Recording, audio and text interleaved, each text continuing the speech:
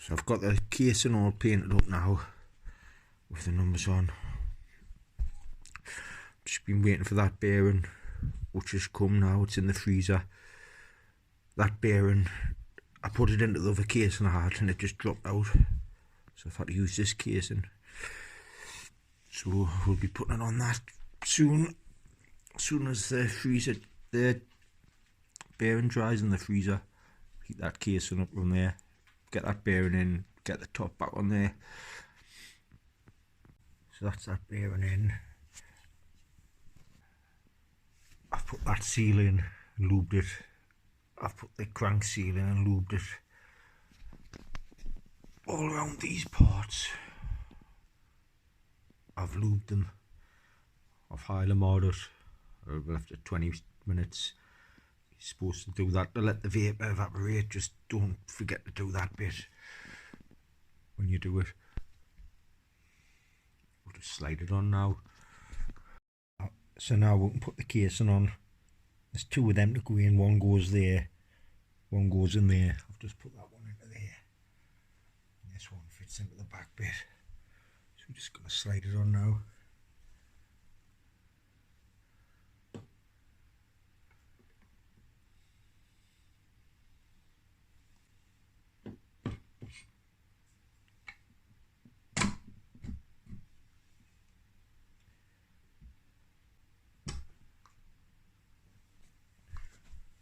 And then I'll need the crank puller to pull it further down. So now we'll get this crank puller, pull that casing down. There's that one there. So we'll get this put on. That's that crank pusher on now. Just tighten it up and it'll just nip the cases.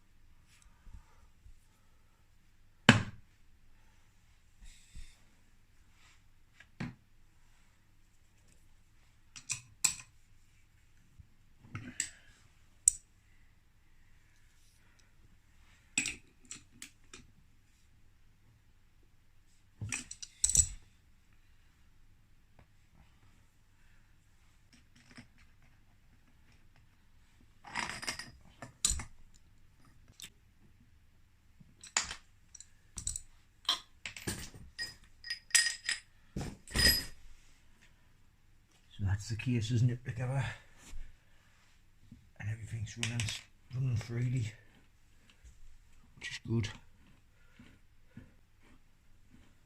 It's just all there. I've got to push that clutch arm seal in. Just get all the bolts now. I don't know where I put them. Just put all the bolts in round that side. Get the bush to put into there. If I can find that now, I'll put that straight in. It'll protect the seal. There it is there.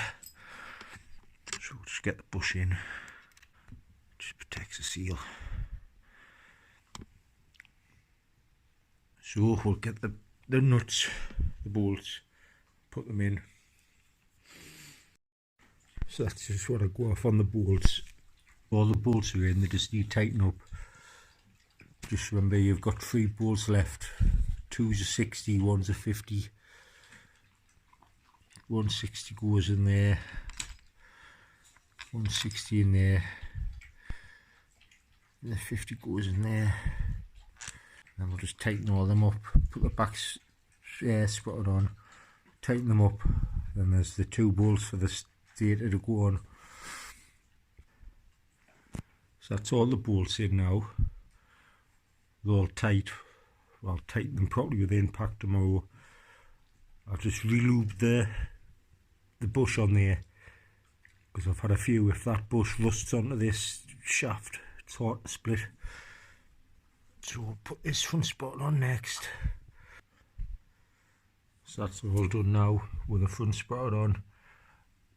I need a seal for the gear stick. Put the stator on. I'm gonna have to get a new gasket for the air. But all runs nice and smoothly.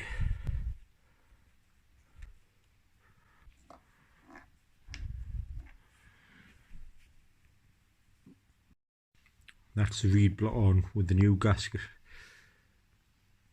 I've put them bolts in as well because it had them ones in and the tool snapped what I've got, so I had to chisel all throughout. But when they're in the bike, them ones, you kind of get into to take them out. They're not, I don't know if they're in DTREs, but they're in Geleras because that's what they'll be off them. When I've put them on, then if you get into there, you can take that off. Anyway, I'm going to put the barrel and the piston on next, but I need one of them rings, like a ring goes in there, so I'll have a look for one in the loft. And I've put more stuff on the engine. Still got to tighten all the screws up, the front sprocket on this side tomorrow, because it'd be too late now. I've put the inlet on, I've put the barrel on. I've just got to torque the 4 screws. So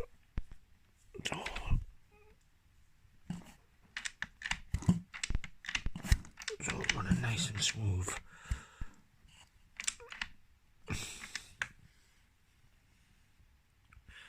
a 57.9. There's not much movement, so the barrel must be alright. I always thought the barrel had something wrong with it.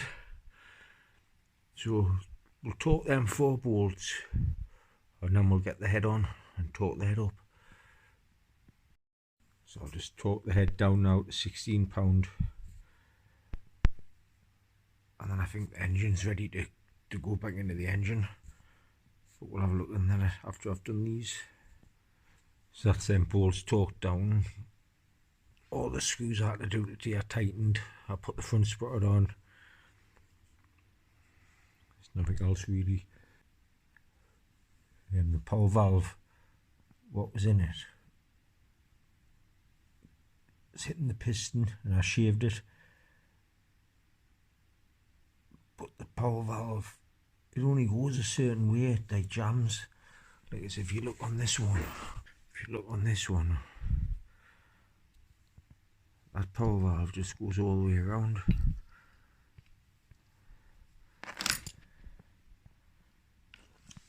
Whereas the one what was in this one didn't. So I'm going to take a power valve where I've already got one out of one of these barrels, take one out, put it in, see if it spins round, and then I'm going to set this barrel with one of those on, but set it to the power valve's open, so it's missing the piston.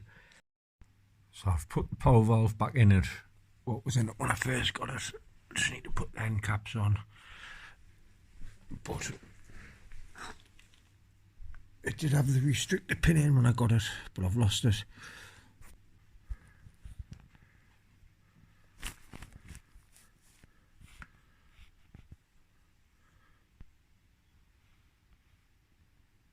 And that's what I've got the power valve, so there's no way I can move the piston. It's like fully open. Now the engine's all ready to drop in. I haven't put the power valve bits on because I can't find them. I've got other power valve bits, but not the bit I need. Anyway, you're putting the engine in. When you put them in, you put them in the back end first. Then the front end just slots down into them 2 holes I'll show. But when you take it out, you lift it out from the front, from where them 2 holes are, and then pull it out the back, out that gap there with the swinging arm. And if you don't know, but most people know, when you take your front spindle out, your back spindle I mean, always leave it so far in, so it's in your swinging arm, just so it keeps your swinging arm on your bike. If you pop that out, your swinging arm would drop. So I'll get the engine in now. And the do go in from this side. If you take the spark plug cap out, if you take the spark plug out, it goes in that way. So you have to pull them wires up, but it should just go straight in.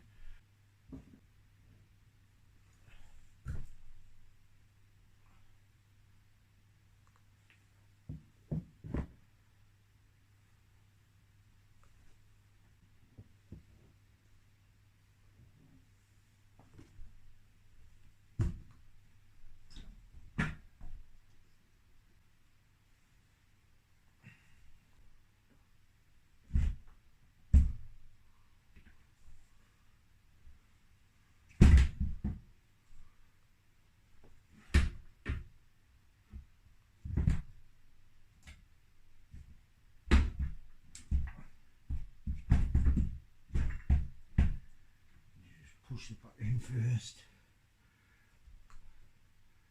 In the front, if you can see, it's not over yet, but the front will just slot into there. Still got to move it over a bit more.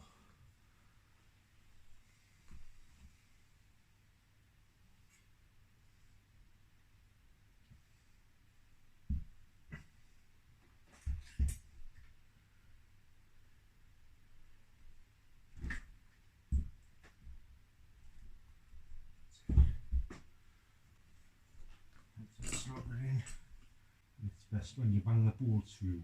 That one, that one, that one. Leave them all slack before you put them in. If you tighten that one up and then you try and put this one in and this one in, then the ones off here up to here, they won't fit. You have to slacken that off. So you will get there. Bolt in there, the bolt in there, and the bolt in there. And get the stator on as well.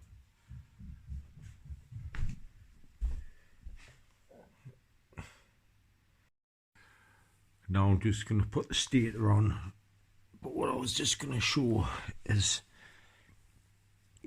get the woodruff key and put the woodruff key in the crank first.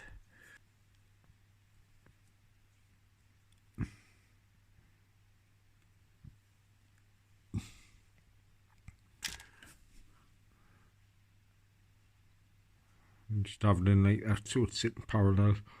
Just sometimes when you put the stator on, you kind of get your fingers in to get the woodruff key on, and you're able to get the stator on now. So that's the neutral wire on the bottom of the stator. That's the top stator plug and screw. That's the bottom stator screw. Stator's on, woodruff keys in. That bolt's tightened, front bolt's tightened. And that'll be it for tonight.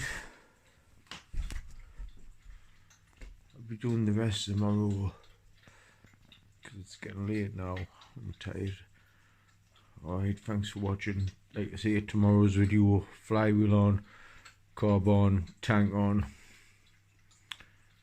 CDI on, exhaust on,